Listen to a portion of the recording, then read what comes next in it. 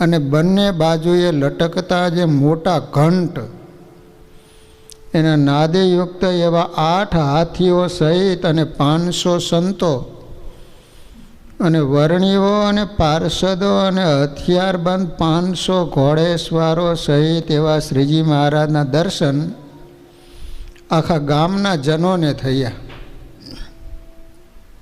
તે સમયે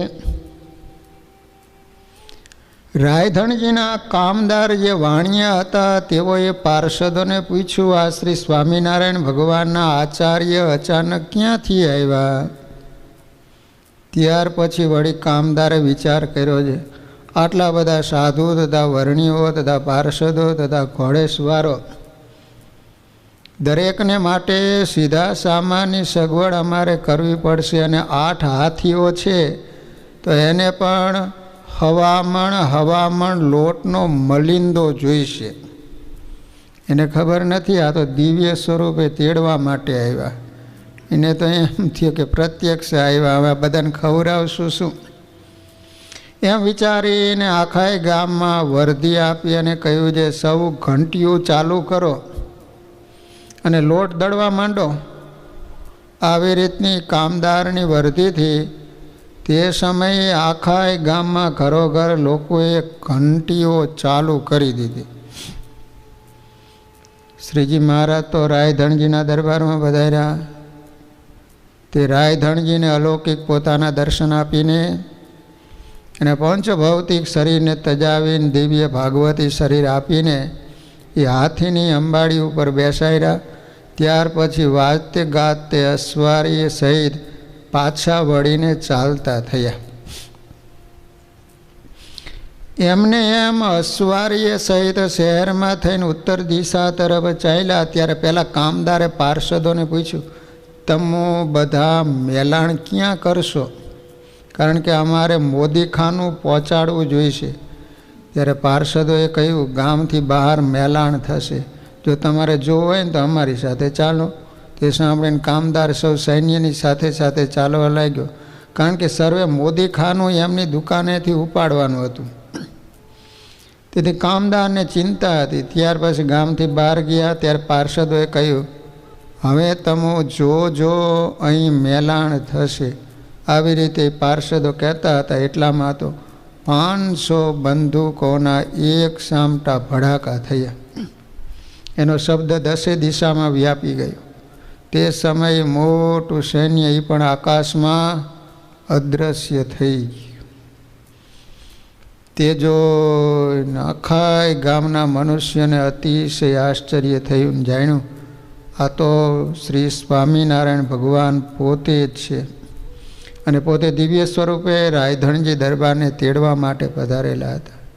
આવી રીતનો ચમત્કાર જોઈને કામદાર તથા ગામના મનુષ્યો અતિશય આશ્ચર્યને પામી ગયા.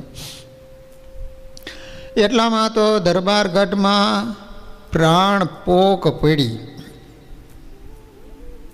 તેથી સર્વજનોએ જાણ્યું છે રાયધણજી દરબાર ધામમાં ગયા. સૈન્ય સહિત આચાર્ય સ્વરૂપે શ્રી સ્વામિનારાયણ ભગવાન પોતે જ પધારેલા હતા.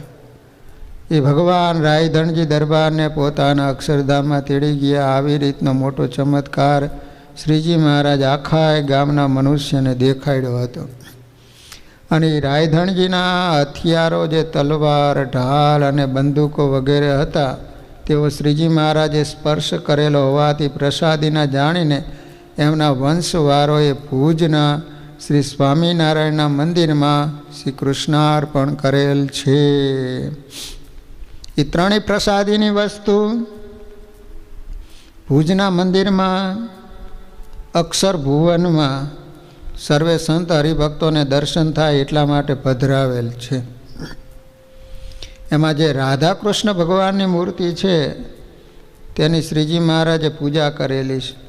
તે જ મંદિરના દક્ષિણાદા ગોખમાં શ્રીજી મહારાજ વારંવાર બેસતા, અને પૂર્વની પશ્ચિમ દિશામાં સમીપે એક શંકરનું મંદિર છે. એ મહાદેવની શ્રીજી મહારાજ પૂજા કરતા. તેથી તે પણ અતિશય પ્રસાદીનું છે. તે સિવાય પણ તે ધમડકાની ચારે કોરે દરેક સ્થળે શ્રીજી મહારાજ વિચરેલા. તેથી પૂરની જે સમગ્ર પૃથ્વી તેનો તો અપાર મહિમા છે. વૃંદાવનથી પણ વિશેષ રમણ સ્થળ રૂપ છે. આવી રીતે ધમડકામાં શ્રીજી મહારાજે કરેલી સમગ્ર લીલાનો પ્રસંગ એ ગામ ધમડકાના નિવાસી અને શ્રીજી મહારાજે જેને અતિશય લાડ લડાવેલા એવા જે રાયધણજી એમને પોતાના પુત્ર જે રાજમલજી એને સંભળાવેલો હતો અને રાજમલજીએ પોતાના પુત્ર જેસાજીને સંભળાવેલ. એવી રીતે એ જ પ્રસંગ કરણીબાઈએ રાયધણજીના પત્નીને કહેલો. તેને પોતાના પૌત્ર જેસાજી ભગત એને સંભળાવેલો. આ રીતે વાલા ભક્તજનો, વળી એક સમયને વિશે ગામ ડાંગરવાના ડાભી અમરોજી પોતે પોતાના ગરાસ ઉપર જોવાને માટે ગયેલા હતા. એ સમયે અમરાજીનો ખેડૂત ખેતરમાં હાથી હાંકતો હતો અને અમરોજી પણ એ ખેડૂતની સાથે સાથે ચાલતા થકા વાતો કરતા હતા. એ સમયે કોઈ એક ભીલો એક મૃગલાને મારવાને માટે એની પાછળ પડેલા હતા. એ જ સમયે કોઈક ભીલો એ પાછળ પડેલા, તેથી ભયને પામેલું મૃગલું દોડતું દોડતું હાથીમાં જૂતેલા બે બળદોના વચમાં પેસી ગયું હરણું. એ સમયે અગ્રાજીએ જાણ્યું છે આ મૃગલું મારે શરણે આવેલું છે તો મારું શરણાગત કહેવાય, માટે મારે એ મૃગલાની રક્ષા કરવી જોઈએ. ડાંગરવા ગામના અમરાજી ડાભી હતા. ડાભી એમ જાણીને એ ભીલોની સામે થયા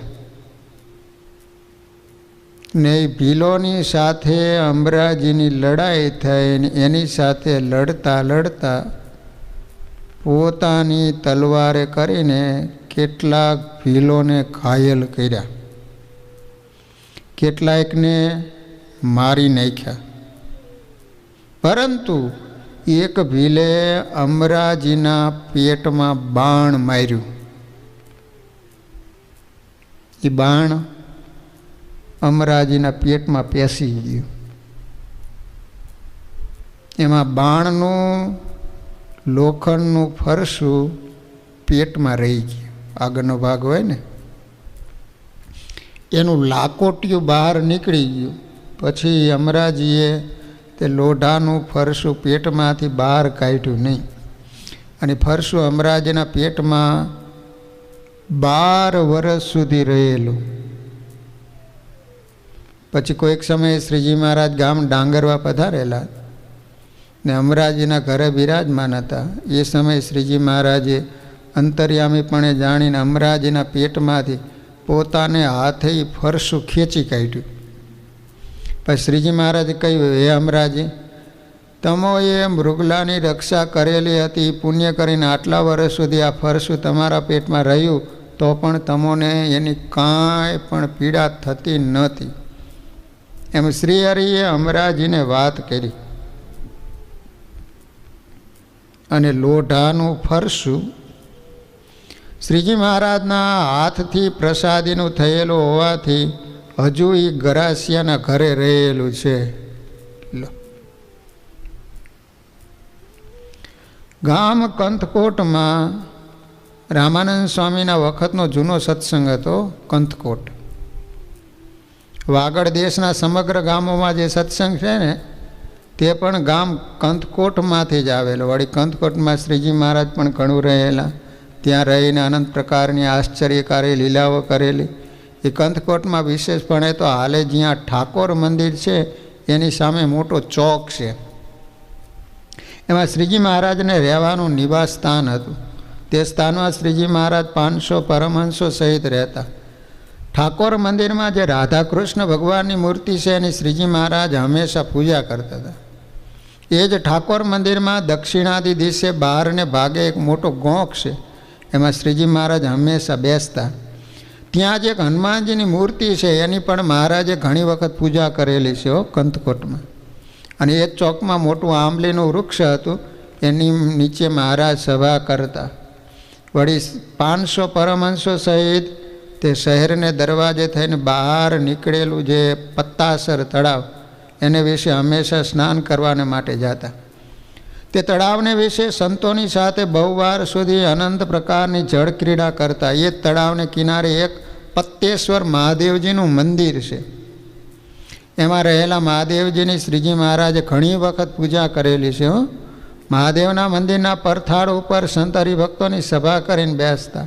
વળી કંથકોટ શહેરમાં એક મોટી નવઘણ વાવ છે, જૂનાગઢમાં પણ છે. એક અડીકડીની વાવ છે, એમાં શ્રીજીની સાથે શ્રીજી મહારાજ ઘણી વખત સ્નાન કરેલું. આ નવઘણ વાવ ઉપર રહેલા એક રેન્ટ ફરતો હતો, રેન્ટ, અને કંગરથી પાણી બહાર આવતું હતું. એમાં પણ શ્રીજી મહારાજ સંતો સહિત સ્નાન કરવા પધારતા. ત્યાં સ્નાન કરી શ્રીજી મહારાજ સંતો સહિત પાછા પોતાના નિવાસ સ્થાન પ્રત્યે પધારતા હતા. ત્યાં આંબલીના વૃક્ષ નીચે સભા કરીને પોતાના આશ્રિતોને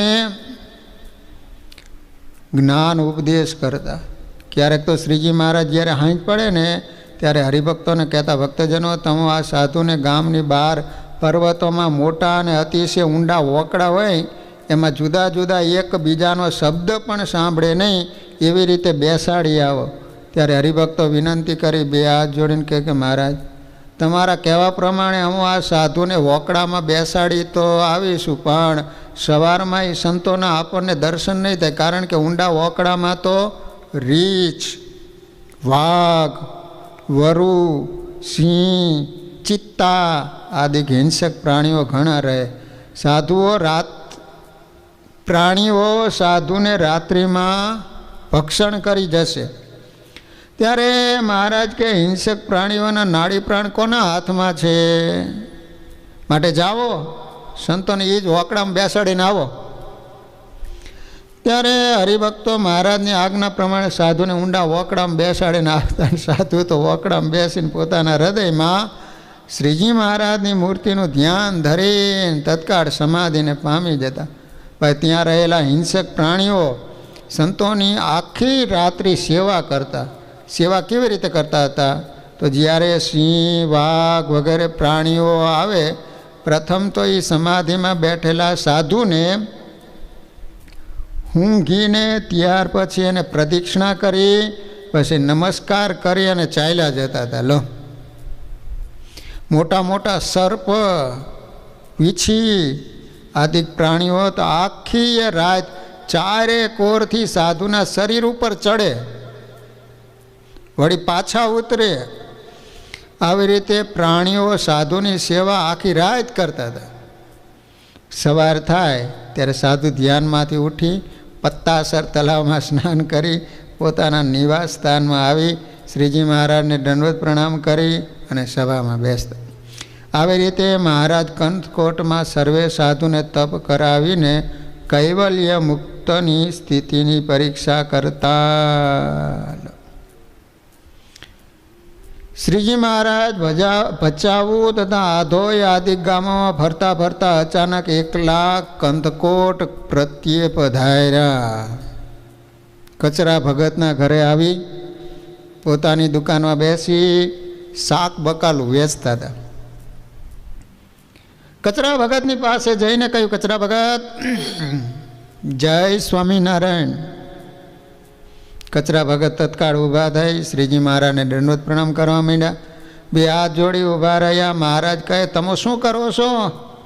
ભગત કે, મહારાજ શાક વેચું છું, શાક. મહારાજ કે, અમોને ભૂખ લાગી છે, માટે અમોને જે કાંઈ તૈયાર હોય જમવાનું આપો. ભગત કે, મહારાજ અત્યારે તૈયાર તો કાંઈ છે નહીં, મારા ઘરનું માણસ પોતાને પિયર ગયું છે, હું તો અત્યારે શાક વેચું છું, તેથી નવરાશ નથી, માટે હમણાં દયા કરીને થોડી વાર બેસો, મધ્યાહન સુધી શાક વેચાઈ જશે એટલે હું શાકને રોટલા કરીને તમને જમાડીશ. મહારાજ કે, બપોર સુધી તો અમારાથી ખમાય એમ નથી હો, કારણ કે અમોને ભૂખ બહુ લાગી છે. માટે હું તમારું શાક વેચું અને તમે રસોઈ કરો. એમ કહીને મારા દુકાનમાં શાક વેચવા બેઠા. કચરા ભગત ઘરમાં રસોઈ કરવા માટે તૈયારી કરવા માંડ્યા. પણ મનમાં વિચાર કરવા લાગ્યા, જે મેં મહારાજને દુકાનમાં શાક વેચવા માટે બેસાડ્યા તો છે, પરંતુ ભગવાન તો અતિશય દયાળુ છે.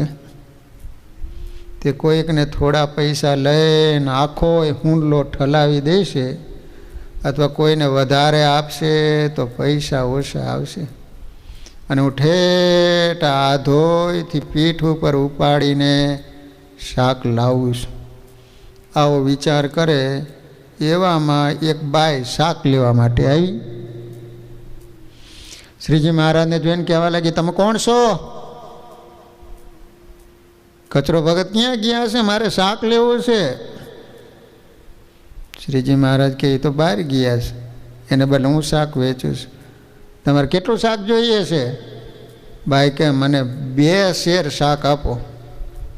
મહારાજે પોતાના હાથમાં ત્રાજવું લઈ એક પલ્લામાં તોલું મૂકી, બીજામાં રીંગણા મૂક્યા, તો ત્રાજવું નમી ગયું.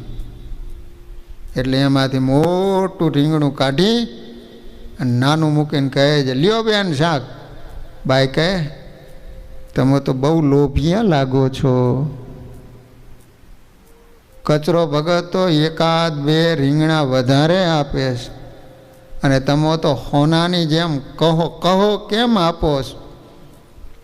શાકમાં આટલી બધી કરકસર હોતી છે, માટે એક વધારે નાખો, વધારે જરા નમતું આપો. મહારાજ કહે, વધારે બોલવું રહેવા દે, તારે જો લેવું હોય ને તો લે, નહીં તો અહીંથી હાલતી થા. વધારે નહીં મળે, કારણ કે અમે ઠેઠ આધોઈથી પીઠ ઉપર ઉપાડીને લાવીએ. કેટલી મહેનતે 3-4 ગાવું દૂરથી શાક આવે. આવો શ્રીજી મહારાજનો શબ્દ સાંભળીને કચરા ભગતે જાણ્યું, વાહ, શ્રીજી મહારાજને મમત્વ સારો, કરકસર કરતાં ઠીક આવડે, કોઈને પણ વધારે આપે એમ નથી. માટે એની ચિંતા નહીં એમ વિચારીને સુંદર રોટલા અને શાક તૈયાર કરી શ્રીજી મહારાજને પ્રેમથી જમાડીને તૃપ્ત કર્યા. શ્રીજી મહારાજ ત્યાં કચરા ભગતના ઘરે નિવાસ કરીને રહ્યા. બીજા દિવસે ત્યાં કેટલાક સંતો અને પાર્ષદો પણ આધોઈથી આવ્યા. સર્વે ઠક્કર મૂળજી ભગતના ઘરે ઉતર્યા. ત્યારે સર્વે સત્સંગી આવી પગે લાગ્યા. પછી ઠક્કર મૂળજી અને પદમસિંહે પોતાના ઘેર થાળ કરાવી શ્રીજી મહારાજને સંત પાર્ષદે સહિત જમાડ્યા. એમાં ઠક્કર વાઘજી તથા ઠક્કર પાંચાએ પણ શ્રીજી મહારાજને સંત પાર્ષદે સહિત પોતાને ઘરે થાળ કરાવીને જમાડ્યા. એવી રીતે શ્રીજી મહારાજ કંથકોટમાં કેટલાક દિવસ રહી પોતાના આશ્રિત સત્સંગીઓને સેવાને અંગીકાર કરતા થકા પોતાના દિવ્ય દર્શન આદિકનું સુખ આપતા હતા. મહારાજ કંથકોટમાં સંતો તેને સહિત નિવાસ કરીને રહેતા હતા. એ સમયે જ્યારે સંતોને વતા કરાવવાનો દિવસ આવે ને, ત્યારે સંતો વતા કરાવીને નવગણ વાવમાં સ્નાન કરવા માટે જતા. તે સમયે એ પૂરનો રાજા દેવોજી, કંથકોટના રાજાનું નામ દેવોજી હતું. તે ધર્મદ્વેષી હોવાથી સાધુની પાસેથી નાવાનો કર જણ દીઠ 1 ઢીંગલો લેતો હતો. એ સમયનું નાણું એને ઢીંગલો કહેવાય. તે કરના પૈસા તો હરિભક્તો આપી દેતા, પરંતુ સાધુનો પણ કર લેતો. તેણે કરીને રાજાને પાપ લાગ્યો. તેને કરીને એના ઉપર શ્રીજી મહારાજ પણ કચવાઈ ગયા. વળી રાજા ગાયોનો પણ નાશ કરાવતો હતો. શ્રીહરિની સાથે હતી તે દ્વેષભાદ હોવાથી તે શ્રીહરિનો પણ દ્રોહ કરતો. તેથી કોઈક સમયે શ્રીજી મહારાજે રાજાને સદુપદેશ આપતા કહ્યું, રાજન, તમે તો રાજા છો, તો રાજાને તો સાધુ અને ગાયોની રક્ષા કરવી જોઈએ. એને બદલે તમે સાધુની પાસેથી પણ પૈસા લ્યો છો, એ ન લેવા જોઈએ. વળી તમારા રાજમાં ગૌવધ થાય છે, એ પણ સારું નથી. માટે તમે આજથી ગૌવધ કરવાનું બંધ કરો તો સારું. કારણ કે રાજા તો ગાય, બ્રાહ્મણ અને સાધુ એના પ્રતિપાલક કહેવાય. માટે એનું તો તમારે રક્ષણ કરવું જોઈએ. એના બદલે તમે તો ગાયોને મારો છો, એ સારું કરતા નથી. માટે હવેથી તમે ગાયોનો વધ થાય છે એને બંધ કરો. અને બીજું, તમે દીકરીઓને દૂધ પીતી કરો છો, એ પણ સારું કરતા નથી. માટે એ દીકરીઓને પણ મારવાનું આજથી બંધ કરો તો સારું. ત્યારે દેવોજી કહેવા લાગ્યો, હે સ્વામિનારાયણ, એ ગાયોને તો હું મારતો નથી, પણ એ તો મિયાણા મારે છે. ત્યારે શ્રીજી મહારાજ કહે, મિયાણા તારા જ છે ને? મિયાણા એક કોમ છે, અને તે પણ તારા હુકમથી મારે છે. કારણ કે જો એમાં તારો હુકમ ન હોય તો એ મિયાણા ગાયોને મારી શકે ખરા? રાજાના હુકમ સિવાય ન જ મારી શકે. માટે ગાયોને મારવાનું બંધ કરાવ. દેવોજી કહે છે, એ મિયાણા ગાયોને તો મારે છે, પણ એ મિયાણા મારા કોટની રક્ષા કરે. માટે એ મિયાણાને મારાથી ગાયોને મારવાની બંધી કરી શકાય નહીં. કારણ કે એ તો પગાર વિના મારા રાજ્યની રક્ષા કરે છે અને ગાયો મારીને ખાય છે. મહારાજ કહે, રાજન, ગાયોને મારવાથી રાજ્યનું રક્ષણ થાય નહીં, પણ એને કરીને તો રાજ્યનો નાશ થઈ જાય. અને ગાયોનું અને દીકરીઓનું રક્ષણ કરવાથી જ રાજ્યનું રક્ષણ થાય છે. માટે જો તું રાજ્યનું રક્ષણ કરવાને માટે અને સુખને ઈચ્છતો હોય તો ગાયોને મારવાનું બંધ કરાવ અને દીકરીઓને મારવાનું બંધ કરાવ. ત્યારે દેવોજી કહે, સ્વામિનારાયણ, જો હું ગાયોને મારવાની બંધી કરું તો એ મિયાણા જતા રહે, મારા રાજ્યનું રક્ષણ પણ કરે નહીં, તો પછી રાજ્યનું રક્ષણ કોણ કરે? શ્રી હરિ કહે, રાજન, તું પગાર આપીને સારા સિપાહીઓને રાખ, તો સિપાહીઓ રાજ્યનું રક્ષણ કરશે. દેવોજી કહે, સ્વામિનારાયણ, હું પગાર આપું એટલા મારી પાસે પૈસા નથી.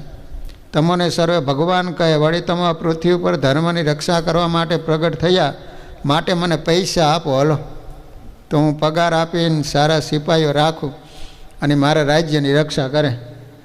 શ્રી હરિ કે, રાજન, અમે તો ત્યાગી છીએ, તેથી અમે તો દ્રવ્ય રાખતા નથી, કોઈને દ્રવ્ય આપતા પણ નથી. માટે તું જ પગાર આપીને સારા સિપાહીઓ રાખ અને દીકરીઓને મારવી બંધ કરાવ, તો જ ધર્મનું રક્ષણ થશે અને રાજ્ય પણ તો જ રહેશે.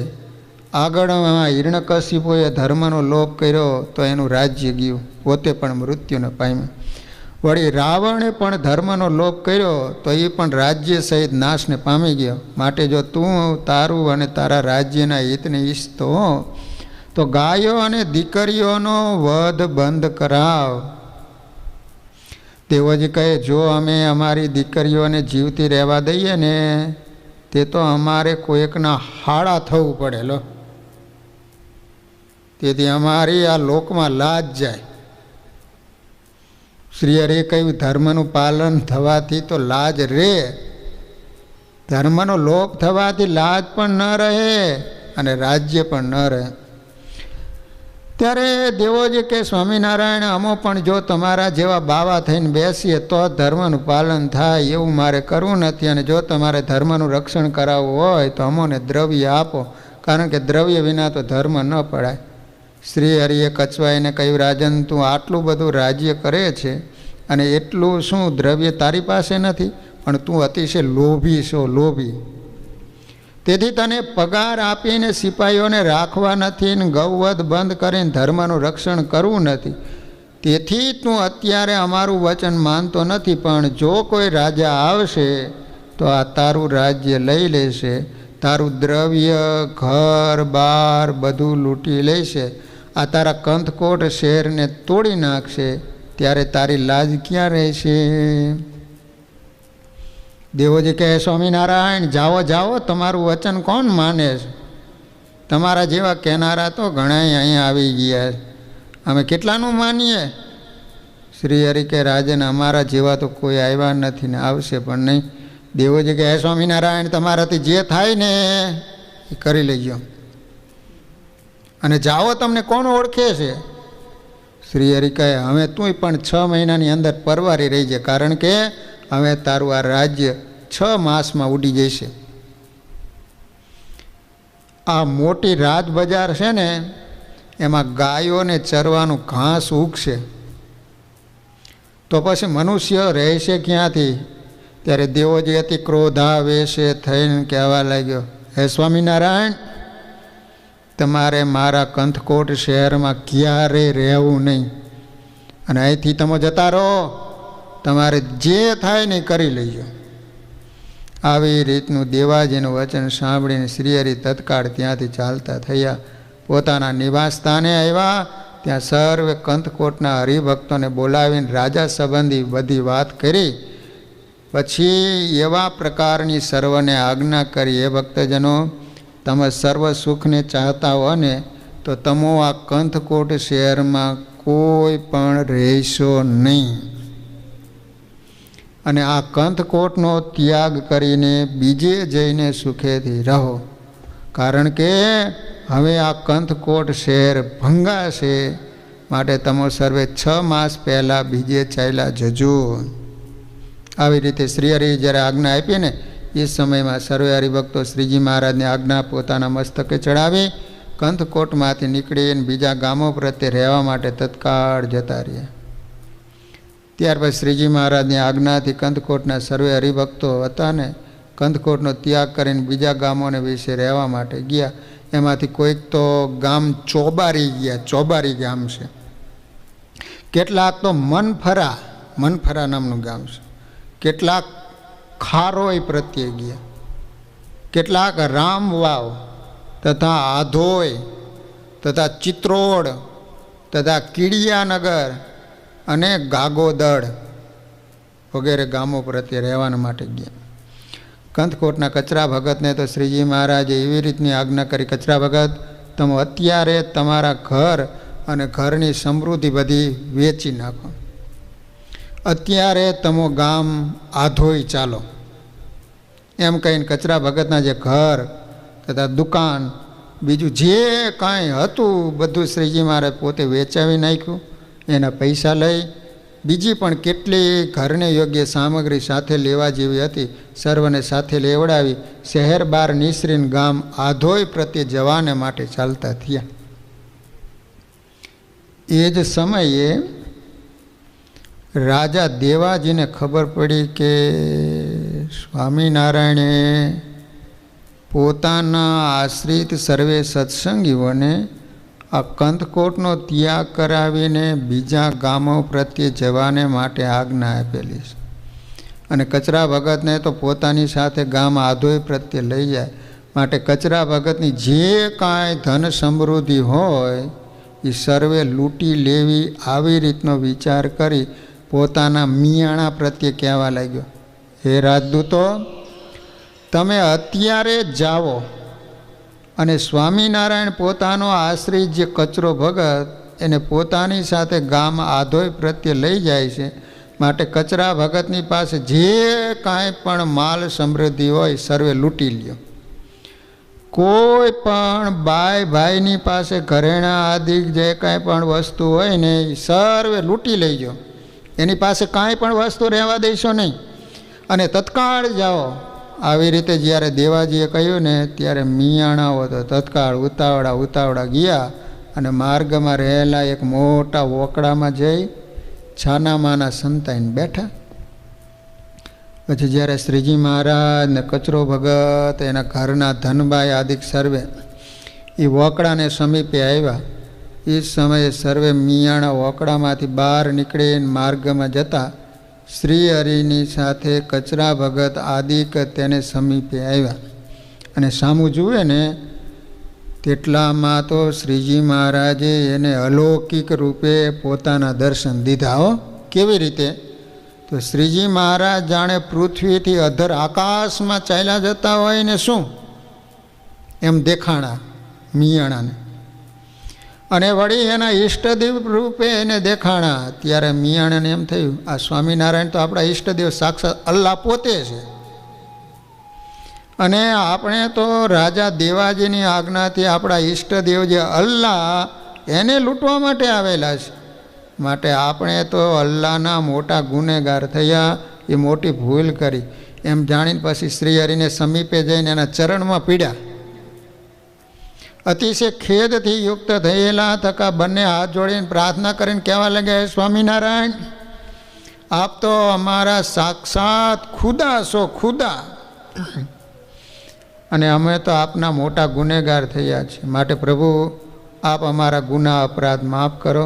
આ જ દિવસથી અમોને આપના આશ્રિત કરો અને અમારા યોગ્ય કાંઈ પણ સેવાની અમોને આજ્ઞા આપો.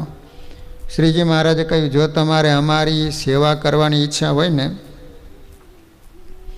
તો કચરા ભગત આદિકની પાસે જે સામાનના પોટલા છે ને એને તમે ઉપાડો અને એને સુખેથી આધોય પહોંચાડી દો. એમ કહીને એને વર્તમાન ધરાવી સત્સંગી કર્યા. પછી પોતાની સાથે જે કચરા ભગત આદિક હતા એને કહ્યું, કચરા ભગત તમારી પાસે ઘણો સામાન છે, એનો ભાર ઘણો છે ને, હજુ આધોઈ ગામ તો દૂર છે, માટે તમારો બધો સામાન આ મિયાણાને આપી દો. કારણ કે હવે મિયાણા અમારા આશ્રિત સત્સંગી થયેલા, માટે તેઓ બધો સામાન ઉપાડીને આપણી સાથે ગામ આધોઈ ચાલશે. સર્વે પોતાની પાસે જે ભાર હતો ને બધો મિયાણાને આપ્યો.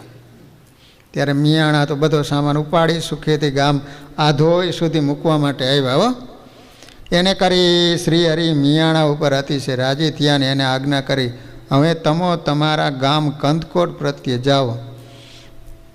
ત્યારે મિયાણા બે હાથ જોડી પ્રાર્થના કરીને કહેવા લાગ્યા, સ્વામિનારાયણ આપ તો અમારા ઈષ્ટદેવ સાક્ષાત ખુદા છો. અમોને આપનો મોટો અપરાધ કરેલો, માટે એ અપરાધની અમો ક્ષમા માગીએ છીએ. આપ અમોને નરકથી છોડાવજો.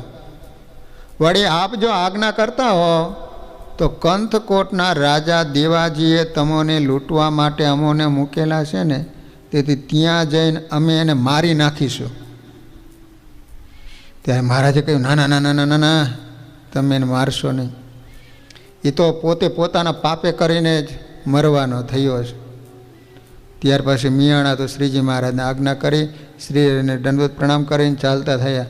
પોતાનું ગામ જે કંથકોટ એ પ્રત્યે ગયા. એ સમયે દેવાજીએ પૂછ્યું, તમોને મેં કચરા ભગત આદિકને લૂંટવા માટે મોકલ્યા હતા, તો તમે એની પાસેથી શું લૂંટીને લાવ્યા? ત્યારે મિયાણા અતિશય રાજાને તિરસ્કાર કરીને કહેવા લાગ્યા, અરે પાપી, અરે મૂરખ, લૂંટે કૂરો અને એડી ગાળ કરને તો કે શરમ નતી થી ને? હે કુત્તા, એ સ્વામિનારાયણ તો ખુદા આઈ, અને તું તો એને જો વડો ગુનેગાર થયો અને આઈ તે ખુદા કે હી શહેર મેંથી કઢી છડિયા. હે કુત્તા, હાણે તો જો અતિ ભૂંડો થઈ વેંધો. આ કચ્છી ભાષા છે. કારણ કે આય તે ખુદા જો વડો અપરાધી થયો, હાણે તો જો રાજ ઉડી વેંધો. આવી રીતના એ મિયાણાના તિરસ્કારના શબ્દો સાંભળી દેવાજીને ઘણી રીસ ચડ્યો. અતિશય ક્રોધાવેશમાં આવીને મિયાણા પ્રત્યે કહેવા લાગ્યા, અરે દુષ્ટો, પાપીઓ, તમો વળી મને પણ હામા થાવો છો, માટે તમો પણ આ રાજ્યમાંથી જતા રહો. હલો અત્યારે ને અત્યારે આ કંથકોટ શહેરમાં તમારે રહેવું નહીં. આવી રીતના દેવાજીના તિરસ્કારના વચનો સાંભળીને મિયાણા તો કંથકોટનો ત્યાગ કરીને બીજા ગામ પ્રત્યે રહેવા જતા રહ્યા. અને પોતાના જીવન પર્યંત શ્રીજી મહારાજને સાક્ષાત અલ્લાહ જાણી નિરંતર એનું ભજન કરતા હતા. શ્રીજી મહારાજની આજ્ઞાનું પાલન કરતા તેથી પોતાના દેહાંતને અંતે પોતાના પંચભૌતિક શરીરને ત્યજી સર્વએ સત્સંગીઓના ઘરે જન્મ લીધા. એમાં અગ્રેસર જે બે મિયાણા હતા એ તો ગામ કંથકોટથી ગામ રામવાવને વિશે રહેવા માટે ગયેલા.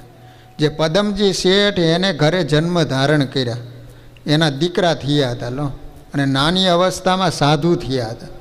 એવી રીતે તો કોઈક સમય અમદાવાદના સાધુ વાગડ દેશમાં ફરવા માટે આવેલા.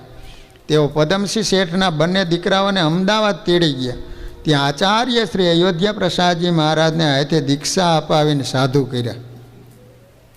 તેમાં એકનું નામ સ્વામી ચૈતન્યદાસજી હતું અને બીજાનું નામ ઉદ્ધવદાસજી હતું. એમાં ઉદ્ધવદાસજી તો વડતાલમાં જઈને રહેતા હતા અને સ્વામી ચૈતન્યદાસજી અમદાવાદમાં રહેતા હતા. નાની અવસ્થામાં ઘણીક વિદ્યા ભણી અને મોટા વિદ્વાન થયેલા.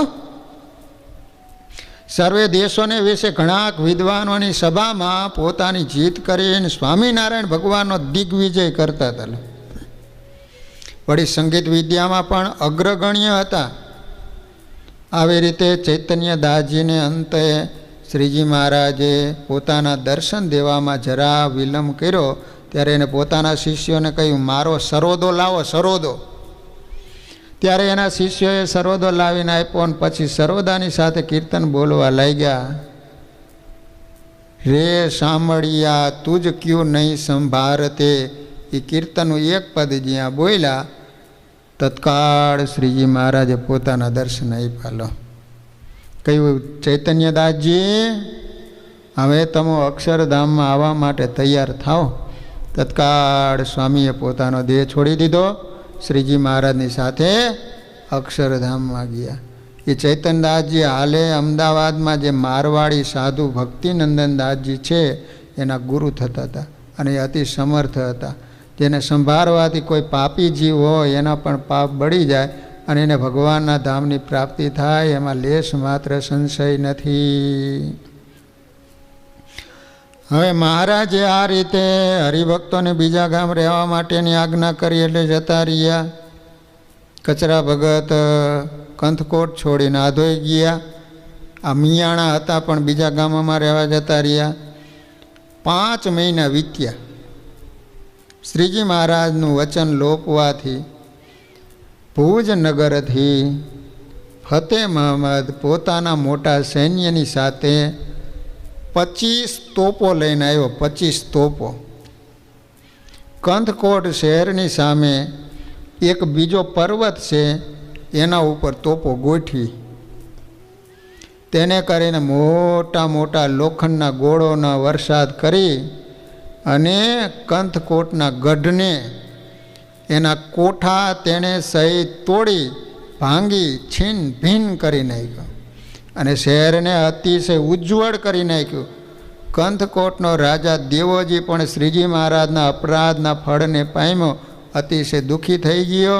એને ખાવા માટે પણ કોઈએ આપ્યું નહીં.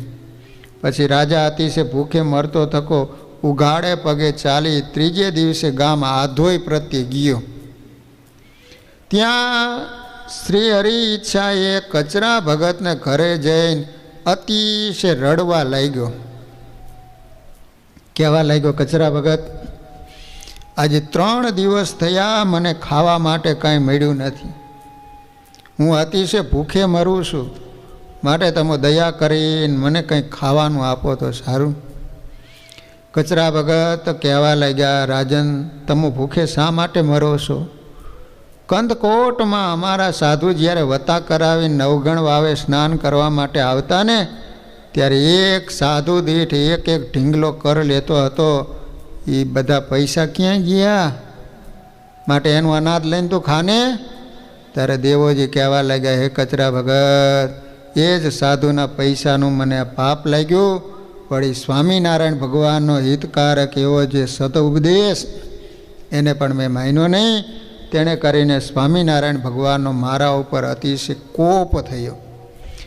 એ પાપે કરીને મારા આવા ભૂંડા હાલ થયા છે.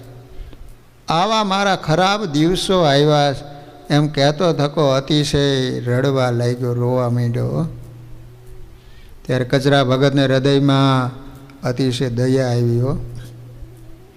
પોતાના પત્ની જે ધનબાઈ એને કહીને બાજરાના 2 રોટલા કરાવ્યા. તેને ઘી ચોપડી ઠાકોરજીને જમાડી બંને રોટલા દેવાજીને આપ્યા. અતિશય ભૂખ્યા થયેલા દેવાજીએ ત્યાં જ બંને રોટલા ખાઈને પાણી પીધું. પછી કચરા ભગતે એ રાજાને વર્તમાન ધરાવ્યા. તત્કાળ ત્યાંથી ગયો. બીજે દિવસે મરી ગયો. જો આવી રીતે સંતોના અપરાધથી કંથકોટના રાજાને પાપ લાગ્યું. તેને કરીને શ્રીહરિના વચનનો લોપ કર્યો. એ પાપે કરીને એનું રાજ્ય ગયું, શહેરનો નાશ થઈ ગયો, પોતાને પણ અતિશય દુઃખ થયું. જેમ અમદાવાદમાં રાજાએ શ્રીહરિને મારી નાખવાને માટે તેલના ટાંકામાં નાખી દેવાના વિચારથી કપટ પધરામણી કરી તો એના ઉપર શ્રીહરિનો કોપ થયો. એમ સાધુનો પણ કોપ થયો. એને કરીને એનું પણ રાજ્ય ગયું. પોતે પણ દેહને અંતે અપાર દુઃખ ભોગવીને યમપુરીનો અધિકારી થયો. જૂનાગઢના દિવાન શ્રી સહજાનંદ સ્વામીનો તેમજ બ્રહ્માનંદ સ્વામીનો અપરાધ કર્યો. રંગીલ દિવાન રંગીલદાસ હતો. રંગીલદાસ મંદિરનો પણ કાંકરો ઉડાડી દેવો હતો. લો એને વડોદરાથી સમાચાર મોકલાયો. બ્રહ્માનંદ સ્વામીને કહેજો કે રંગીલદાસ આવે, મંદિરનો કાંકરો ઉડાડી દેવાનો છું. જૂનાગઢ આવતો હતો ને ઘોડો ભડકો હેઠો પડ્યો ને એનો છરો પેટ સોસરો નીકળ્યો ગયો ને ત્યાં મરી ગયો. રાજાને સમાચાર આપ્યા કે રંગીલદાસ મરી ગયો. એનું શબ અહીંયા લાવીએ જૂનાગઢમાં. એ કે શબને શહેરમાં લવાય ને અહીંયા દાટી દો. તે પાપે કરીને એનું પણ અપમૃત્યુ થયું. જમપુરીમાં ગયો. વિશેષ શું કહેવું? જય વિજય બંને ભગવાનના પાર્ષદ હતા. વૈકુંઠ ધામમાં દ્વારપાળ તરીકે રહેતા હતા. તોય પણ જો ભગવાનને હૃદયમાં અખંડ ધારી રહેલા એવા જે ભગવાનના એકાંતિક નિષ્કામ એવા સંત 4 સનકાદિક એનો વચને કરીને અપરાધ કર્યો તો સનકાદિકનો કોપ થયો. એને કરીને અધોગતિ થઈ અને દૈત્ય કુળમાં અવતર્યા. રાવણ અને કુંભકર્ણ, શિશુપાલ અને દંતવક્ર, હિરણ્યકશિપુ અને હિરણાક્ષ થયા. 3 જન્મ લીધા. અપાર દુઃખને પામ્યા. તેમજ કંથકોટનો રાજા પણ શ્રીહરિના કોપથી અને સંતોના અપરાધથી અપાર દુઃખને પામ્યો. એટલે જ કહે છે કે સંત સંતાપે જાત હૈ, રાજધર્મ અરુ વંશ, તુલસી તીનો નવ રહે, રાવણ કૌરવ ને કંસ. લો, તે માટે ક્યારે પણ ભગવાન અને ભગવાનના ભક્ત સંત એનો અપરાધ કરવો નહીં. એક સમયના વિશે મહારાજ ભુજમાં જેઠી ગંગારામના ઘરે બિરાજમાન હતા. જેઠી ગંગારામ હતા. તે સમયે સર્વે હરિભક્તો મળીને સુંદર ફૂલ મંડળી કરીને એને વિશે ફૂલના હિંડોળામાં શ્રીજી મહારાજને પધરાવીને ઝુલાવતા હતા. ફૂલના હિંડોળામાં. એ સમયે જગજીવન મહેતો હાટકેશ્વર મહાદેવના દર્શન કરવા માટે ગયો ને ત્યાં શિવજી ઉપર ફૂલ ચડેલા નહીં. એ દેખીને શિવના પૂજારીને પૂછ્યું, આજે શિવલિંગ ઉપર ફૂલ કેમ નથી? પૂજારીએ કહ્યું, હાલમાં સ્વામિનારાયણ ભુજમાં પધારેલા છે. એ સ્વામિનારાયણ એના આશ્રિત સત્સંગીઓએ ફૂલ મંડળીમાં ફૂલ હિંડોળો બાંધી ગંગારામને ઘરે ઝુલાવે છે. તેઓએ દરેક બગીચામાંથી ફૂલો બધા લઈ લીધા છે. એથી આજે ફૂલ મળ્યા નથી. એ કારણથી શંકરને ફૂલ ચડાવાયા નથી. એ સાંભળીને જગજીવન તો અતિશય કોપાયમાન થયો. આ ઊંધી ખોપરીનો જ હતો. તત્કાળ પોતાના નિવાસે આવીને શ્રીજી મહારાજને પકડવા માટે આરબનું લશ્કર ગંગારામ ભાઈના ઘરે મોકલ્યું. એ સમયમાં સૂર્યનારાયણ અસ્ત થઈ ગયા હતા.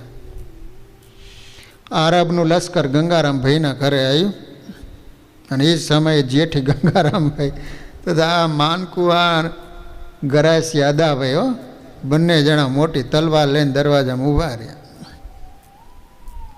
બીજા પણ કેટલાક ક્ષત્રિયો હથિયારો લઈને ઊભા હતા. અને એ સમયે મોટું લશ્કર જોઈને ગંગારામભાઈ સિંહનાદ કરીને બોલ્યા, કોણ છે? મશાલ લાવો, મશાલ. એમના મોઢા તો જોવું.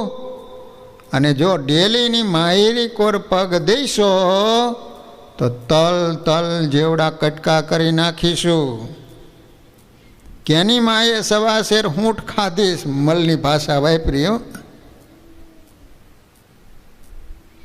જે અંદર પગ મૂકશે એવી રીતના ગંગારામભાઈના અને અદાભાઈના વચનો સાંભળી બંને જણાના વિરાટ સમાન ભયંકર રૂપો જોઈને જેમ શિયાળિયા સિંહના ભયથી ભાગે ને એવી રીતે ભાગવા લાગ્યા.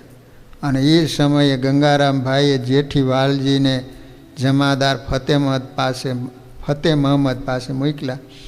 ત્યારે એ વાલજી મલ્લે જમાદારને જઈને કહ્યું, જમાદાર, અમારા ધણી તમે છો કે જગજીવન મહેતો છે? જો અમારા ધણી તમે હો તો મહેતા જગજીવને અમારા ગુરુ સ્વામિનારાયણ ભગવાનને પકડવા માટે આરબનું લશ્કર ગંગારામભાઈના ઘરે મોકલ્યું છે. અતિશય જુલ્મી કરી છે, માટે એનો બંદોબસ્ત થવો જોઈએ. કારણ કે એ મહેતો અમારા ગુરુ સ્વામિનારાયણને વારંવાર રંજાડે છે. એ સારું નથી, એનું અતિ ભયંકર પરિણામ આવશે. એ વાતને સાંભળીને ફતેહ મહમદે તત્કાળ જગજીવનને પોતાના સમીપે બોલાયો. એને ઘણો ઠપકો આપ્યો અને કહ્યું, જગજીવન, જો તું જગતગુરુ શ્રી રામાનંદ સ્વામીના શિષ્ય શ્રી સહજાનંદ સ્વામી છે, એને જો તું દુઃખ આપીશ તો તું આ ભુજ શહેરમાં જીવતો રહીશ નહીં. અને આ મારી વાતને તું નક્કી માનજે હો. આવી રીતનું જમાદારનું વચન સાંભળીને જગજીવને અંતરમાં ભય લાગ્યો. જમાદાર ફતેહ મહમદ શ્રીજી મહારાજનો પક્ષ ઘણીવાર રાખ્યો હતો. ભુજમાં જગજીવન મહેતો વિસનગરનો નાગર બ્રાહ્મણ હતો. વિસનગરનો હતો. એ પ્રથમ તો અતિશય ગરીબ હાલતમાં હતો, પરંતુ જમાદાર ફતેહ મહમદની દયાથી મુખ્ય કારભારી અને સલાહકાર મંત્રી તરીકેના હોદ્દા ઉપર આવેલો હતો. વળી જમાદાર ફતેહ મહમદનો કારભારી હતો, તેથી કચ્છના દિવાનની સત્તાને પામેલો હતો અને એ અધિકારના મદથી છકી ગયેલો હતો. એ કારણથી વારંવાર શ્રીહરિનો દ્રોહ કરતો હતો. એ સમયે કચ્છની સર્વોપરી સત્તા જમાદાર ફતેહ મહમદના હાથમાં હતી. એને સત્સંગનો ગુણ હતો. એ કારણથી જગજીવનને ઘણો સમજાયો, તું સ્વામિનારાયણ સાથે વેર કરીશ નહીં, કારણ કે સ્વામિનારાયણ તો કોઈક મોટા ઓલિયા પુરુષ છે, તેથી તેનું ખરાબ કરવા જતાં તારું ખરાબ થઈ જશે. જો તું મારું આવી રીતનું વચન નહીં માને અને સ્વામિનારાયણની સાથે દ્વેષ કરીશ તો હું તને મારા મહેલમાં આવવા દઈશ નહીં. વળી મેં તને દયા કરીને આટલે હોદ્દે ચડાવ્યો. જો તું મારું વચન માનીશ નહીં ને તો તને અતિશય દુઃખ થશે. અને સ્વામિનારાયણ તો સાધુ પુરુષ કહેવાય, એની સાથે દ્વેષ કરવામાં કોઈ પણ લાભ થશે નહીં, પરંતુ એમાં તો મોટી આપત્તિ આવે છે. માટે તું મારું કહેવું માની જા તો તું સુખી થઈશ. વળી મને પણ એમ થાય છે જે હું પણ એમનો મુર્શિદ થઈને એની જ સેવા કરું અને જેમ કહે એમ કરું, તો પછી તારે તો આ વાત ધ્યાનમાં રાખવી જોઈએ.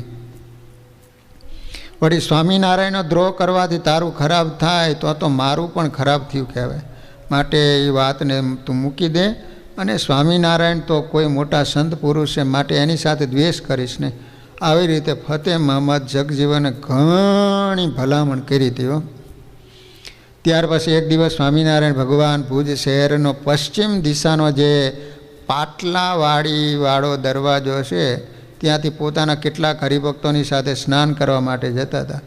એ જ સમયે દરવાજા પાસે જ જમાદાર ફતેહ મહમદ ઘોડા ઉપર ચડીને આવતો હતો.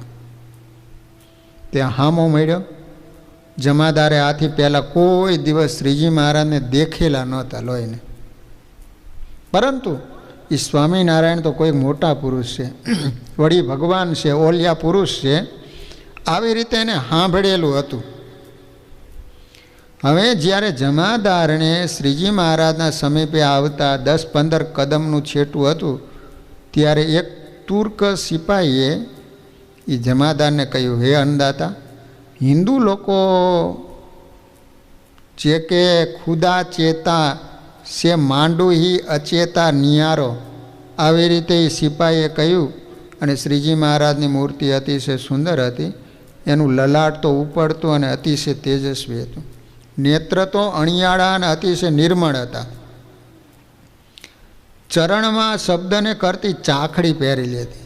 તેને પોશાક તો સાદો પહેરેલો હતો, તો પણ એની દિવ્ય કાંતિ તો જોનારને આનંદમાં ગરકાવ જણાતી.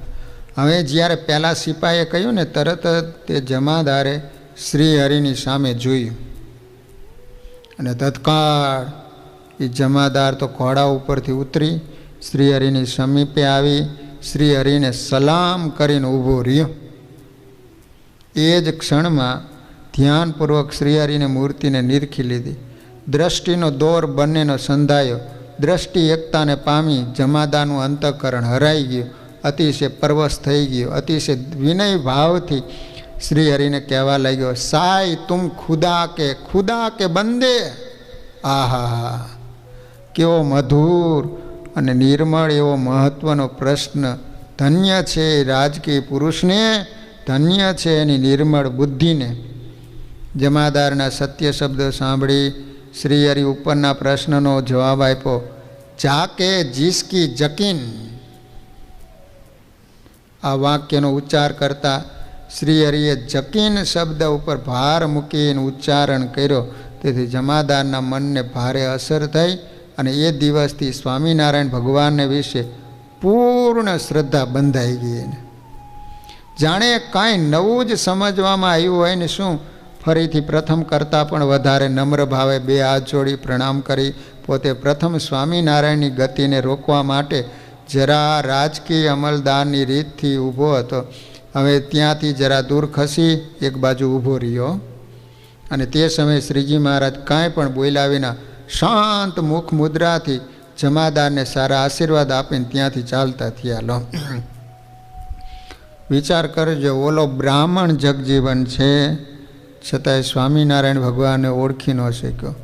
આ ફતેહ મહમ્મદ મુસલમાન છે છતાંય પણ એને સ્વીકારી લીધું કે સ્વામિનારાયણ ખુદા છે.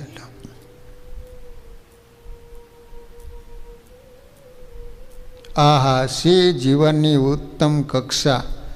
જે અજીત યોદ્ધાનું નામ સાંભળીને જેના બળથી કચ્છ, કાઠિયાવાડ, સિંધ વગેરે દેશોમાં જેની ધાક વાગતી હતી, ફતેહ મહમ્મદ જેવો તેવો નહોતો. એ પુરુષને એક ફકીરની પાસે આટલી બધી નમ્રતા કેમ થઈ એ પણ સમજવું મુશ્કેલ છે. શું તે સમયે એ દીવાનો થઈ ગયો હતો?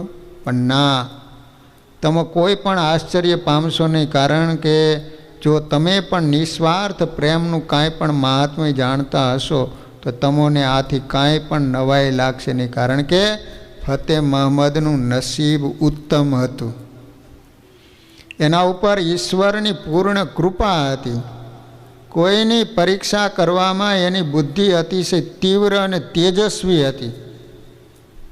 તેથી જમાદાર શ્રી હરિને જોઈને કૃતાર્થ થયો, પોતાને ધન્ય ભાગ્યશાળી માનવા લાગ્યો. જમાદાર મહાન બુદ્ધિશાળી હતો, તેથી પોતાના બુદ્ધિબળથી છેક ગોવાળિયા જેવી હલકી સ્થિતિમાંથી પણ આજે ઈશ્વર કૃપાથી મોટા અધિકારને પામ્યો હતો. જમાદાર પોતાના મનમાં વિચાર કરવા લાગ્યો, સ્વામિનારાયણ ખુદા નહીં તો ખુદાના બંદા તો છે જ, પણ એ સાધારણ મનુષ્ય તો નથી, અથવા કોઈ પીર પેગંબર કે ઓલિયા પણ હોય પણ બીજા મનુષ્ય જેવા તો નથી, એમ મારું અંતઃકરણ સાક્ષી આપે છે. આવા મહાન પુરુષની સાથે જગો વેર કરે, જગજીવના તો જગો વેર કરે એ પણ યોગ્ય નથી. કારણ કે મહાત્મા પુરુષોની સેવા કરવી જોઈએ ને એને બદલે એની હારે વેર કરવો એ યોગ્ય નથી. તેણે કરીને જગાનું અવશ્ય બુરું થશે. એવી રીતે નિશ્ચય કરી નાનપણથી પોતાના આશ્રિત એવા જગજીવનને અમંગલથી ઉગારવા માટે, સીધે રસ્તે લાવવા માટે પોતાના સમીપે ફરીવાર એને બોલાયો. એને ખબર હતી આ સુધરેવો છે જ નહીં, છતાંય વારંવાર એને કીધા કરું, કદાચ ફેર પડે તો. કારણ કે જગજીવન ઉપર જમાદારને અતિશય સ્નેહ હતો. તેણે પોતાનો પુત્ર અને નાના ભાઈના સમાન માનતો હતો. તેને ગરીબ હાલતમાંથી આટલી હોદે ચડાવનાર પણ એ જ હતો. એ કારણે લઈને જગજીવન જમાદારની પાસે આવ્યો, સલામ કરીને ઊભો રહ્યો.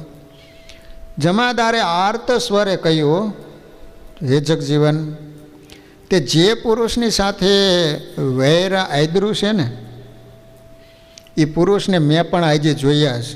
અત્યાર સુધીને કોઈ જોયા નહોતા સ્વામિનારાયણ ભગવાનને. રામાનંદ સ્વામી વખતથી એને ખબર ખરી, કારણ કે રામાનંદ સ્વામી જે તલવાર વાગેલી રૂજ નહોતી આવતી, ત્યારે રામાનંદ સ્વામી ઔષધ આપ્યું અને હાજો કર્યો હતો. એટલે રામાનંદ સ્વામી પ્રત્યે ખૂબ હેત. પછી સહજાનંદ સ્વામી પ્રત્યે બધી વાતો સાંભળેલી કે ખુદા છે, પણ પહેલાં વહેલાં જોયા અને દર્શન કર્યા. એટલે હવે જગજીવનને કહે છે કે મેં એ પુરુષને આજે જ જોયા અને એને જોઈને હું પણ મુગ્ધ બની ગયો છું. વળી મારા મનમાં તો એમ થાય છે હું પણ એનો મુરીદ સેવક થાઉં. સર્વેજનો એને ખુદા કહે અથવા તો તે ખુદા નહીં તો ખુદાના નુરિસ્તા તો છે એવું મારા મનમાં નક્કી થાય. અને તું તો હિન્દુ છો, માટે જા તું એનો મુરીદ થા અને એના ચરણમાં માથું મૂક. એની પાસે અપરાધની માફી માંગ, કારણ કે બહુ દયાળુ જણાય, માટે જરૂર તારા અપરાધને માફ કરશે. એને કરીને તારું જરૂર કલ્યાણ થશે. એમ કરવામાં જો તું શરમાતો હો ને તો એ મહાપુરુષના દર્શન કરવા માટે હું પણ તારી સાથે આવું, માટે ચાલ. આવી રીતે જમાદારે કહ્યું. છતાં પણ જગજીવન તો નીચું મુખ કરી પગના અંગૂઠાના નખથી પૃથ્વીને ખોતરતો થકો મૌન વ્રત લઈને ઊભો હતો. તેથી જાણે એને આ સલાહ ગમતી નહીં હોય એમ જમાદારને જણાણું. એટલે એ જમાદાર ફરીવાર પણ કહેવા લાગ્યો, હે ભાઈ, એમ કરવામાં તારું મન માનતું ન હોય તો કાંઈ નહીં, પણ એની સાથે દ્વેષ અને વેર કરવાનું છોડી દેતું. હું તને ચોક્કસ કહું છું, જે તું તારું અને તારી ઓલાદનું ભલું ચાહતો હોય તો એની સાથે દુશ્મના વટનો ત્યાગ કર. એમાં તારું શ્રેય છે. એ છોકરા, તું મને અતિશય વહાલો છું, એટલા માટે હું તને આ હિતના વચનો કહું છું. લો, રામાયણમાં જે રીતે મંદોદરી રાવણને સમજાવે છે ને, આ એ ફતેહ મોહમ્મદ જગજીવનને સમજાવે. માટે તારા માટે નહીં પણ મારા ભલાની ખાતર ફકીરનો કેળો મૂકી દે. એની સાથે વેરનો ત્યાગ કર, નહીં તો હું પવિત્ર ખુદાના કસમ લઈને કહું છું કે હું તારો ત્યાગ કરીશ. આવી રીતે જમાદારે ક્રોધાવેશમાં આવી જઈને લાલ આંખો કરીને છેલ્લા શબ્દો કહ્યા. જેણે કરીને જગજીવન નિત્યનો સલાહકાર અને સહવાસી હતો, તો પણ એને ભય લાગ્યો અને મનમાં લાગ્યું કે આજે જમાદાર મારા ઉપર અતિશય કોપાયમાન થયા, એથી કદાચને મને કાઢી પણ મૂકે. આવા ભયથી ધ્રુજતો થકો ગદગદ વચને કરીને કહેવા લાગ્યો, આપના ચરણોના સોગંદ લઈને કહું છું જે હવે આજથી હું એની સાથે વેર નહીં કરું. આવી રીતનું જગજીવનનું વચન સાંભળી જમાદારને કંઈક સંતોષ થયો અને ત્યાર પછી કહ્યું, જગજીવન, હવે તું યાદ રાખજે કે જો તું એ મહાત્મા પુરુષનું નામ લઈશ અને એની જો મને ખબર પડશે તો હું તને આ અધિકાર ઉપરથી ઉતારી મૂકીશ. નહીં તો આ ઘર તારું જ છે, તું મારો અર્ધ ભાગી ભાઈ છો. પણ મેં જે તને કહ્યું છે ને એ વચનો યાદ રાખજે અને હવે તું ભલે જા. આવી રીતે જમાદારે કહ્યું. ત્યાર પછી જગજીવન ત્યાંથી નમસ્કાર કરીને ચાલતો થયો અને એ દિવસે કરીને તેણે સહજાનંદ સ્વામીને ઉપરથી કેળો છોડી દીધો. તો પણ એના અંતરમાં તો શ્રી હરિની સાથે દ્વેષ ભાવ નિવૃત્ત પામ્યો નહોતો. જેમ એક સમયમાં વડોદરા સયાજીરાવ સરકારના આમંત્રણથી પધારેલા શ્રીજી મહારાજ મોટી રાજસભામાં સરકારની સમક્ષ વડોદરા સરકારના દિવાન બાબા સાહેબને તિરસ્કાર કરી ક્રોધાવેશમાં આવી જઈને કહેવા લાગે, દિવાનજી, અમે ઇન્દ્રજાળ કે જાદુ કરીને કોઈને વશ કરતા નથી, અમારે કોઈનું રાજપાટ જોઈતું નથી, આ સરકારને ભોળવીને કે ભૂરકી નાખીને એમનું રાજ્ય લઈ લેવા માટે અમે આવ્યા નથી. તમારું રાજ્ય તમે ભલે કરો, અમે તો આ બ્રહ્માંડમાં 14 લોકનું સુખ, રાજ્યનું સુખ એને તો નરકના સમાન જાણીએ છીએ. તમે રાજ્ય અધિકારના મદ વડે અને સુરીરપણાના જડ અભિમાન વડે અમને કાઢી મૂકવાનો કે પકડીને કેદ કરવાનો કે મારી નાખવાનો ઉદ્યોગ કરો, પણ તમારાથી કેદ થઈએ કે તમારા કાઢી મૂક્યા જઈએ, તમારાથી બી જઈએ એવા અમે નથી. માટે તમારું જેટલું સામર્થ્ય હોય એ પ્રમાણે અમને સુખેથી પરાભવ કરજો. એમ કહીને પછી શ્રી હરિએ પોતાના કંઠમાં રહેલા જે પુષ્પના હાર એમાંથી એક સરકારને આપ્યો, બીજો હાર દિવાનજીને પહેરાય. ત્યારે દિવાને શ્રી હરિને 2 હાથ જોડી નમસ્કાર તો કર્યા હતા, તો પણ તેને શ્રી હરિની સાથે દ્વેષ બુદ્ધિ નિવૃત્તિ પામી નહોતી. વળી જેમ તાડન કરાયેલો અને કરંડિયામાં રહેલો સર્પ દ્વેષને છોડતો નથી, એમ જ બાબા સાહેબે પણ દ્વેષ બુદ્ધિ છોડી નહીં. એવી રીતે જગજીવને પણ જમાદાર ફતેહ મહમ્મદના ભયે કરીને બહારથી તો શ્રીહરિનો કેળો મૂકી દીધો, પરંતુ અંતરમાં તો શ્રીહરિની સાથે દ્વેષ ભાવ વૃદ્ધિને પામતો હતો. તેથી રાત્રિ દિવસ સહજાનંદ સ્વામીનો ઘાટ ઘડી નાખવાના નવા મનસુબા કર્યા કરતો હતો. ક્યારે લાગ આવે ને મરાવી નાખું, એમ ક્યારે અવસર આવે અને સ્વામિનારાયણને મારી નાખું અથવા પકડીને કેદ કરું, આવી રીતના સંકલ્પને કર્યા કરતો હતો. હવે વાલા ભક્તજનો, હવે જગજીવનનું મોત કઈ રીતે થાય છે એ બધી કથા આપણે કાલે શ્રવણ કરીશું. શ્રીપતિમ શ્રીધરમ સર્વદેવેશ્વરમ ભક્તિધરમ આત્મજ એ ઓમ હરે માધવમ કેશવમ મદમ કારણ સ્વામી નીલકંઠમ ભજે સહજાન મહારાજ. સ્વામિનારાયણ સ્વામિનારાયણ સ્વામિનારાયણ સ્વામિનારાયણ સ્વામી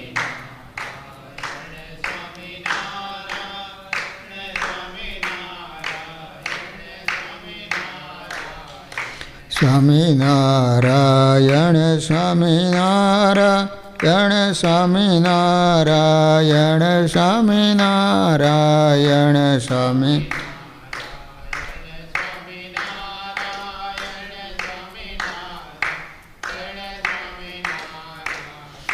સ્વામિનારાયણ સ્વામિનારાયણ સ્વામિનારાયણ